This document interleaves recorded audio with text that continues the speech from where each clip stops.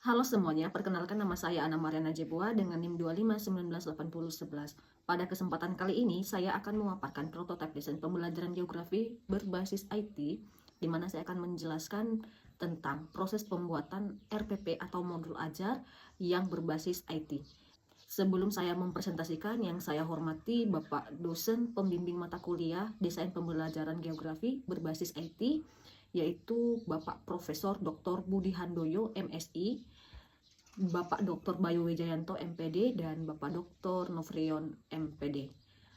Langsung saja saya akan menjelaskan tentang prototipe yang telah saya buat.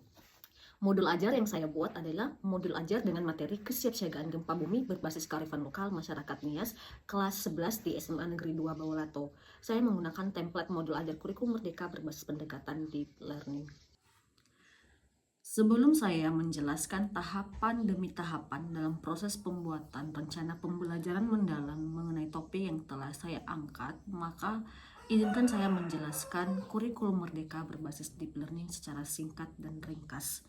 Nah, ini kurikulum merdeka hadir sebagai upaya transformasi pendidikan di Indonesia yang berfokus pada pengembangan potensi peserta didik secara utuh, di mana dalam pengimplementasiannya kurikulum ini diarahkan dengan pendekatan deep learning atau pembelajaran lebih mendalam dan kontekstual, yaitu proses belajar yang tidak sekedar menghafal tetapi membangun pemahaman yang bermakna, kritis, dan aplikatif dalam kehidupan nyata. Di sini, Bapak, Ibu, dan teman-teman, pendekatan ini menempatkan peserta didik sebagai subjek aktif dalam pembelajaran, bukan objek aktif dalam pembelajaran. Mereka tidak hanya menerima informasi, tetapi diajak untuk menggali, menganalisis, menghubungkan, dan merefleksikan pengetahuan.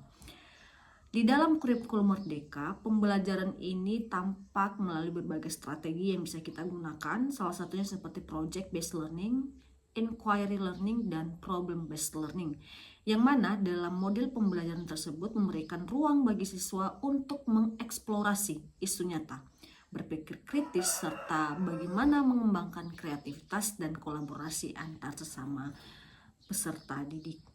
Di sini Bapak Ibu yang perlu kita ketahui ada beberapa hal dalam penyusunan RPM. Salah satunya kita harus mengetahui capaian pembelajaran setiap mata pelajaran maupun capaian pembelajaran di setiap jenjang.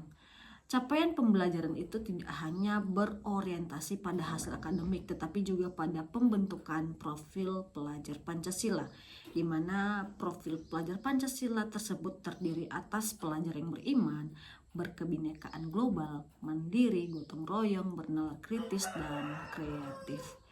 Untuk itu, sebagai poin-poin penting yang harus kita ketahui dalam pembelajaran mendalam adalah bagaimana pembelajaran itu berlangsung secara bermakna atau meaningful learning, kemudian berfokus pada berpikir tingkat tinggi atau HOTS, higher order thinking skills, kemudian berpusat pada siswa atau disebut dengan student center learning.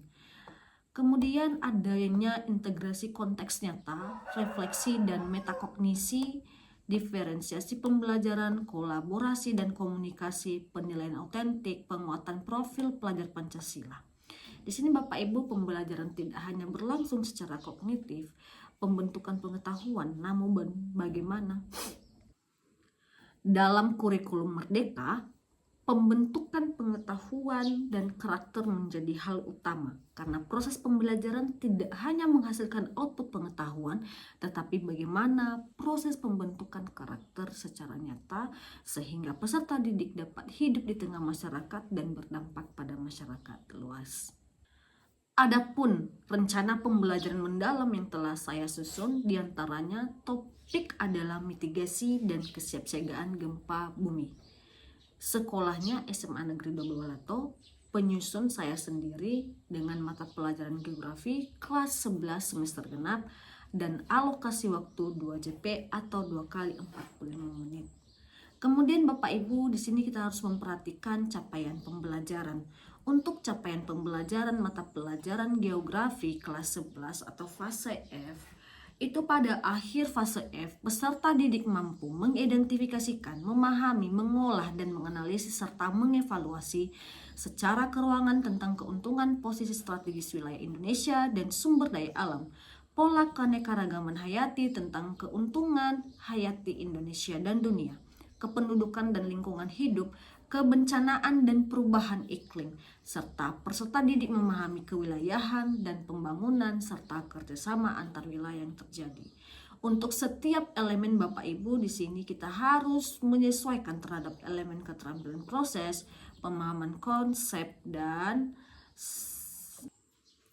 berikut capaian pembelajaran setiap elemen. Yang pertama adalah elemen proses, di mana pada akhir fase peserta didik terampil dalam membaca dan menuliskan tentang posisi strategis, pola keanekaragaman hayati Indonesia dan dunia, kebencanaan dan lingkungan hidup, kewilayahan dan pembangunan, serta kerjasama antar wilayah. Peserta didik juga mampu menyampaikan komunikasi ide antar mereka dan mampu bekerja sama secara kelompok ataupun mandiri dengan alat bantu hasil produk sendiri berupa peta atau alat pembelajaran lainnya.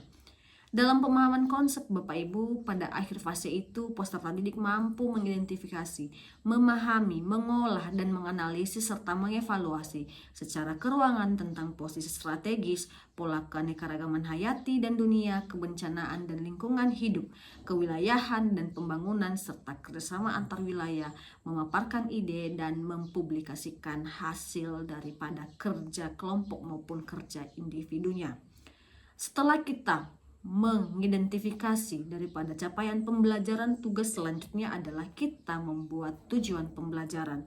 Adapun tujuan pembelajaran dalam materi ini adalah bagaimana peserta didik mengidentifikasi ciri-ciri gempa bumi dan dampaknya terhadap lingkungan, rumah, sekolah, dan fasilitas umum di wilayahnya. Kemudian peserta didik menjelaskan konsep dasar risiko bencana, yaitu bahaya, kerentanan, kapasitas, yang menggunakan contoh nyata di sekitar, misalnya perabot tinggi, kaca, jalur sempit, dan bangunan rapuh. Yang ketiga adalah peserta didik menguraikan bentuk-bentuk kearifan lokal NIAS yang mendukung keselamatan, misalnya gotong royong, musyawarah atau orahua, aturan adat atau fondrake, serta pengetahuan lokal tentang perumahan dan permukiman. Dan peserta didik juga menganalisis prinsip keselamatan bangunan sederhana yang dapat dipelajari dari rumah tradisional NIAS atau OMOHADA, misalnya pengikatan elemen, fleksibilitas struktur, penataan ruang, dan mengaitkannya dengan upaya mitigasi modern di rumah atau di sekolah. Serta peserta didik menjelaskan tanda bahaya di dalam ruangan, benda gantung lemari tinggi, kabel rak kaca, serta cara mengurangi resikonya melalui penataan yang aman. Setelah kita menentukan tujuan pembelajaran, maka kita mengidentifikasi peserta didik. Di sini sebagian peserta didik kita memiliki pengetahuan awal tentang kebencanaan gempa bumi dari pembelajaran sebelumnya di kelas 10, yaitu tentang seisme dan pengaruhnya terhadap kehidupan dan tindakan mitigasi sederhana dari bencana gempa bumi. Kemudian materi pembelajaran, kita menyusun materi pembelajaran mulai dari pengertian bencana, pengertian dan langkah mitigasi bencana gempa bumi, serta kesiapsiagaan gempa bumi. Untuk dimensi profil pelajar Pancasila atau DPL, yaitu dalam materi ini terkandung beberapa DPL, diantaranya keimanan dan ketakwaan kepada Tuhan Yang Maha Esa, bernalar kritis, kreatif, gotong royong, serta komunikatif. Untuk desain pembelajaran adalah sebagai berikut. Capaian pembelajaran. Di sini capaian pembelajaran kita turunkan dari capaian pembelajaran umum, yaitu peserta didik mampu mengidentifikasi dan menjelaskan pengertian bencana, persebaran bencana gempa bumi, mitigasi dan kesiapsiagaan gempa bumi, serta peserta didik mampu menjelaskan makna dan nilai-nilai yang terkandung di dalamnya. Kemudian kita memerlukan lintas disiplin ilmu. Ini geografi, khususnya dalam pembelajaran kebencanaan gempa bumi, terintegrasi dengan fisika yang mana menjelaskan struktur getaran gempa bumi. Sejarah, menjelaskan catatan historis persebaran gempa bumi di Indonesia dan khususnya Pulau Nias. Sosiologi, resiko dan kesiapsiagaan bersifat sosial. Pendidikan kewarganegaraan, memahami peran warga dan kelembagaan dalam kelas siaga bencana. serta tujuan pembelajaran adalah mendeskripsikan pengertian bencana, mengidentifikasi persebaran bencana gempa bumi di Indonesia, menguraikan mitigasi dan kesiapsiagaan bencana gempa bumi. Untuk topik pembelajaran itu tentang pengertian bencana, persebaran bencana gempa bumi, serta mitigasi dan kesiapsiagaan gempa bumi berdasarkan SPAB. Untuk praktik pedagogis, diskusi kelompok, peta pikiran, video proses terjadinya gempa bumi, peta persebaran gempa bumi, simulasi, mitigasi, dan kesiapsiagaan gempa bumi, refleksi, presentasi, dan studi kasus. Serta kemitraan pembelajaran dengan guru fisika, sejarah, sosiologi, dan pendidikan kewarganegaraan, dan juga bisa mampu berkolaborasi. Untuk kemitraan pembelajaran, bisa berkolaborasi dengan guru fisika, sejarah, sosiologi, pendidikan kewarganegaraan, maupun kolaborasi dengan BPBD dan BMKG setempat. Serta lingkungan pembelajaran, dalam proses pembelajaran kita bisa memanfaatkan beberapa IT. Yang pertama seperti ruang kelas yang interaktif dan kaya akan media visual, BMKG Inateus, dan beberapa produk-produk digital lainnya seperti Canva, PPT, maupun video simulasi bencana gempa bumi. Selain itu, untuk pemanfaatan digital lainnya itu bisa kita gunakan peta interaktif persebaran gempa bumi, LKPD Classroom, dan Kahoot, dan video pembelajaran.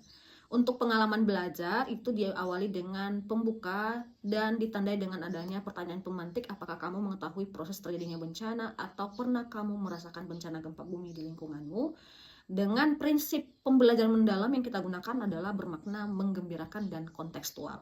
Kemudian di bagian inti adalah memahami. Di sini prinsipnya adalah berkesadaran dan bermakna. Kemudian kita mengaplikasikan dengan menggunakan prinsip menyenangkan dan kolaboratif. Di sini nanti ada yang namanya diskusi kelompok. Kemudian membuat dan menerapkan langkah-langkah keselamatan gempa, mengeksekusi rute evakuasi menuju titik kumpul, dan mengkomunikasikan pesan kesiapsiagaan melalui produk kreatif. Dan yang terakhir adalah tugas siswa mempresentasikan hasil analisis kelompok. Dan langkah terakhir adalah merefleksikan. Kita menggunakan prinsip kritis dan autentik. Kita memberikan suatu arahan kepada siswa menuliskan hal baru yang dipelajari dan pendapat tentang pentingnya mempelajari mitigasi dan kesiapsiagaan gempa bumi. Kemudian adanya refleksi bersama apa yang akan terjadi jika kamu masih memiliki rasa panik pada saat terjadinya bencana gempa bumi.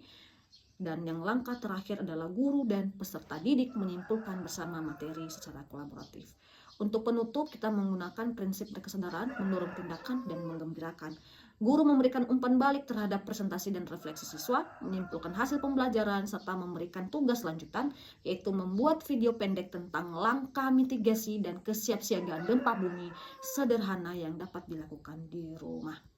Untuk asesmen pembelajaran yang saya gunakan adalah asesmen awal, kemudian asesmen proses, dan yang ketiga adalah asesmen akhir.